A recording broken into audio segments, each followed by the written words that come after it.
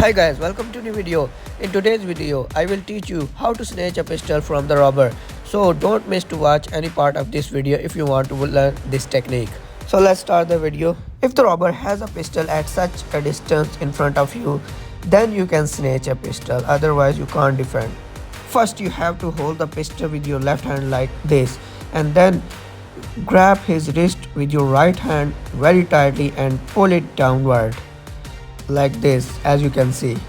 Either you can draw the pistol or you have to the other option to control the robber like this. Keep your body close, then elbow strike and knee shot also you can hit in this situation. You can use these two methods in this technique. Guys, now I will show you this technique fast motion.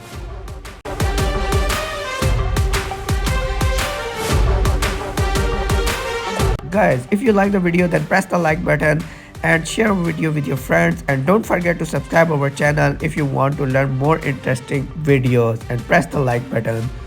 Thank you.